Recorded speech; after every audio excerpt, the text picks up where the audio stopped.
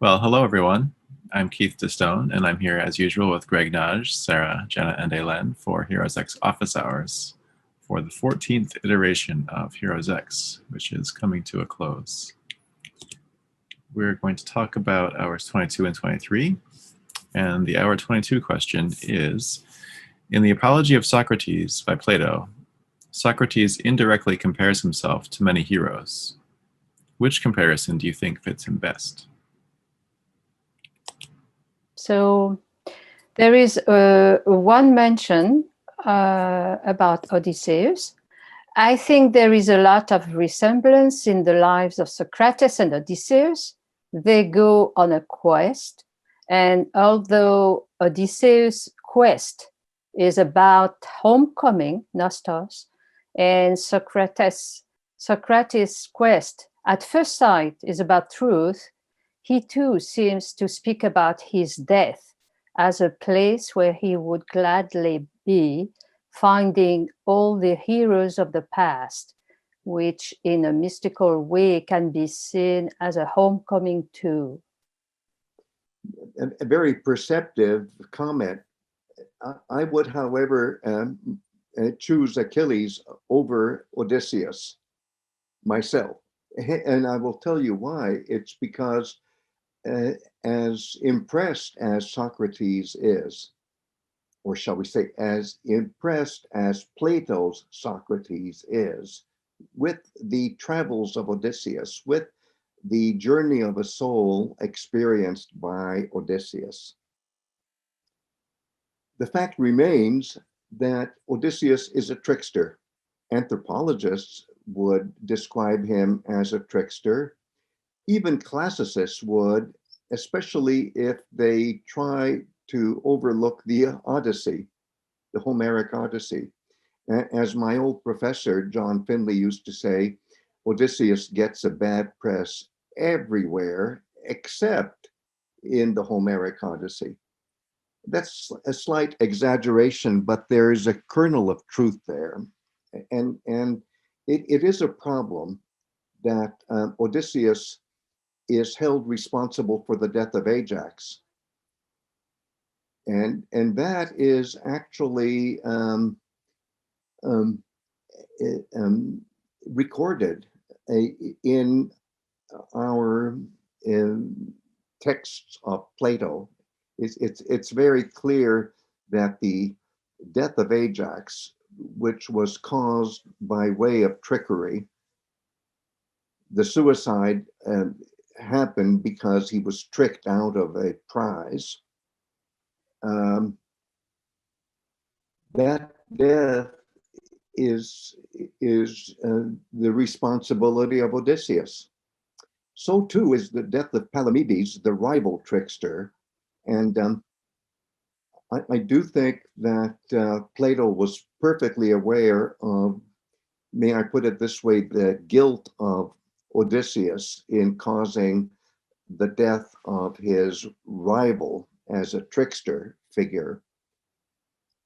So when all is said and done, yes, there is a kind of symmetrical connectivity between Socrates, Plato's Socrates, and Odysseus, but you have to factor in that it's Odysseus plus Achilles, and if you compare Achilles to Odysseus, it's Achilles who really matters to Plato's Socrates. And after all, it's with Achilles that Socrates will have, shall we say, a dialogue which is all about whether Socrates himself deserves kleos. By kleos here, I mean a kind of audio remembrance of what he was. Well, that was a very long-winded response to I think, a very intelligent observation. But I hope that our participant understands that I appreciate the formulation that we heard. It's a beautiful formulation. It's just that, and I would say that you can't consider Odysseus as a referent in Plato's portrayal of Socrates alone. You have to see him in the context of Odysseus plus Achilles. And here's another way to say it. You have to see both heroes, Odysseus and Achilles, as creations of Homer. And Socrates is also very interested in interviewing Homer. Very nice, very nice.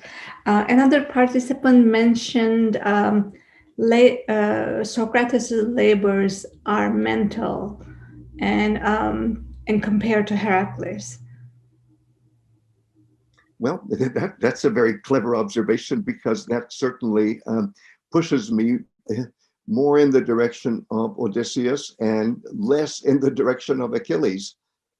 I would still, however, say that even though, yes, it's true, Socrates is a mental hero, you could say that Achilles is a mental hero too, in the sense that the moral formulation of what Achilles says life is all about, it is closer to the moral integrity of Plato's Socrates than to the moral integrity of Odysseus, where, yeah, he reestablishes his kingdom and he reestablishes his kingship. But I would say, in terms of the kind of values that that Plato's Socrates is interested in, I still think the values of Achilles outweigh in importance the values represented by Odysseus. Another theme that's been emerging from the discussion has been the sense of jurors versus true judges, whom also Socrates is portrayed as wanting to meet. He mentioned several, like Minos and Rhadamanthus and Aiaios and so on.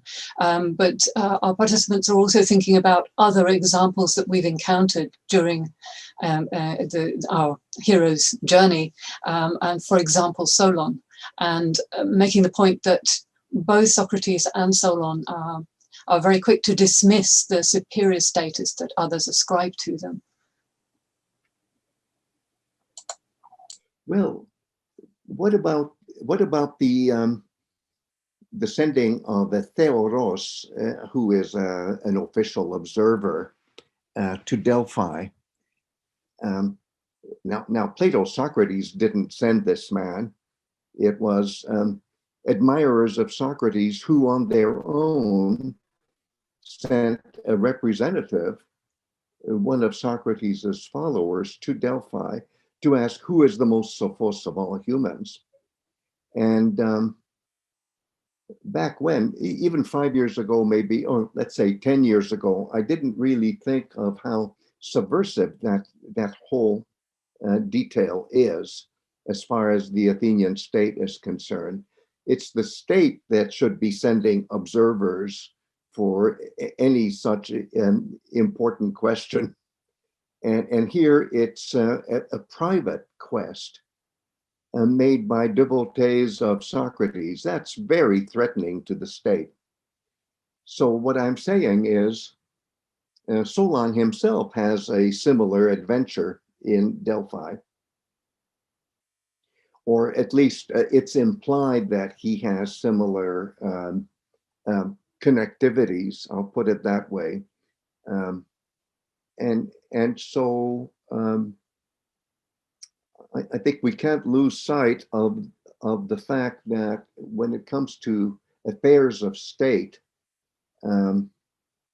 Socrates himself personally, Plato's Socrates personally, doesn't seem to be interested in threatening the state, not at all.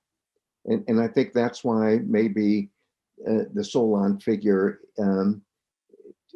is not highlighted, shall we say, in the world of what we're now exploring, which is how Socrates situates himself in the world of heroes. All right, well, let's move on to the other Socrates question for hour 23. Do you think that the quest of Socrates, expressed as a theōriā, is really heroic? Okay, there is a mention from a participant. Using the heroic framework established earlier in the course, was his theōriā, his spiritual quest, in fact, heroic? So he mentions unseasonal, extreme, and antagonistic, the three elements. Yes, I find the fact that Socrates, in a sense, invents theory as we understand theory. And now I'll say it differently. Plato's Socrates is dramatized as formulating a new idea of what theōriā is, while he's imprisoned by the state. Does suggest all sorts of tensions and antagonisms. But I think here we have to step a few steps back and think of Plato himself. And I'm thinking now of Plato as the founder of the academy, where obviously the thinking of Socrates is problematized as what keeps the dialogue going, what keeps the conversation going. And in that context, Plato's academy, I won't necessarily say Plato himself, shall we say, overthrows all sorts of conventional values. And Exhibit A is the word theōriā, which, as far as the state is concerned, is a celebration of the salvation of Athens, thanks to the heroism of Theseus as the number one cult hero of democracy, as if somebody in the heroic age could be inventing something that was really invented much later. Fine. So that's what the Athenian state would consider to be theōriā. And I think many classicists would prefer to translate theōriā in that context, or in pre-Platonic contexts, or let's say pre-Socratic contexts, as contemplation. Theōriā is contemplation. I think Hegel would like that. Kant would like that. But for Socrates, and while he's in state prison, theōriā becomes theory. And for us moderns, most of us don't even know about the sacred ship and the sacred journey to the sacred island of Apollo, the god of intellect, and then back home from Athens to Delos, from Delos to Athens. Who knows about that? Very few people. Everybody thinks of theory as philosophical contemplation, as pioneered by Socrates while he's in prison, and as dramatized in Plato's Phaedo, which is kind of like Introduction to Socratic Thinking 101. There is a comment about the relationship between Socrates and his followers. This relationship has the degree of nearness and dearness. I was wondering if this relationship is like a therapon relationship, or like a ritual substitute relationship that they are going to reperform. Except that people who engage in dialogue with Socratic dialogue, you notice that I'm putting some distance here. It doesn't have to be the followers of Socrates who actually knew him and were near and dear to him, but people who become near and dear simply by reading the medium that Plato has given us, where Socrates is endearing. He is really charming, isn't he, in many ways? The way Xenophon's Socrates is not. I don't find Xenophon's Socrates particularly likable. So then the question is, who's the real Socrates? Well, for us, it really doesn't matter, because all of Socratic teachings are primarily mediated by way of Plato's academy, not even by Plato, but by the succession of followers of Plato, who were, of course, followers of Socrates. So if you look at it that way, I would say, just as when we're initiated into the cult of a cult hero, we, and I'm thinking of 5th century Athenians, let's say, we don't die the way the heroes back then died. We're just dead to our own self and reborn to a new self. So it's a more of an anthropological form of passing from one stage of human existence to a better stage, and a still better stage, and a still better stage. So yeah, I guess we are therapeutes in the sense of we're therapeutic subjects, but the therapy does not require physical death the way it did for Socrates. Greg, you mentioned the founding of the academy, keeping the dialogue going. And our participants have also been thinking about how the lives of the heroes, the earlier heroes that we've been, or more mythological heroes we've been considering, either their lives don't literally come to an end, but they have some sort of afterlife, or there's some sort of quest that goes on either for the heroes themselves or for their worshippers or followers. So is there some kind of ritualized practice that went on with maybe with Socrates' followers generation after generation? I definitely think so. And in fact, since I published my book, Ancient Greek Hero in 24 Hours, I have found new evidence that really proves to me that not only did Socrates have a hero cult, not only was he the beneficiary of a hero cult after death in Plato's academy, but Plato himself had one. But of course, the most important one is not Plato's hero cult, it's Socrates' hero cult. And I do believe that whether it's historically true or not, the people in Plato's academy really believed that Socrates died on his birthday, which of course is very symbolic for people who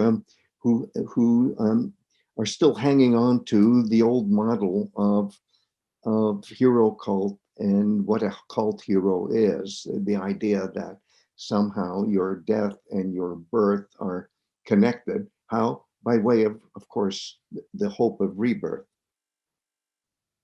So yes, I definitely think that there was a hero cult of Socrates in the context of Plato's academy. And there are even traces of a custom where Plato's Phaedo was actually reenacted in the academy on Socrates' death day, which was also his birthday. How appropriate. And this is not to deny that the immortality of the soul, let's call it the soul, which is how it's okay to translate psyche once we're beyond Homer, once we're beyond Homeric diction. I don't like to say soul when I analyze Homeric poetry, but in a post-Homeric sense, sure, you can say that the very idea of the immortality of the soul, I'll say it that way, it transcends the agenda of hero cult. So I don't deny that, but I think that Plato's academy had its cake and ate it too.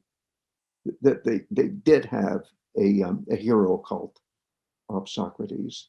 And they're wonderful anecdotes that I analyze in a later book called Masterpieces of Metonymy. And maybe we can share that little section of that book, since it's online, with the wonderful participants out there. It is online, and it's in the first chapter. It doesn't take more than a few paragraphs. Sure, we can definitely do that. Well, thanks, Greg. Thank you, three, for another wonderful conversation. And we'll have the last one in our 14th iteration series next time we meet. May I make a friendly amendment? How about the latest one?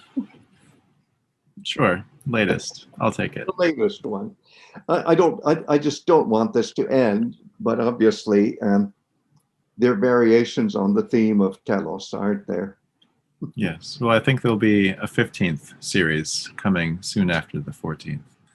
Here's hoping. Here's hoping. Yeah. Okay. Bye for now.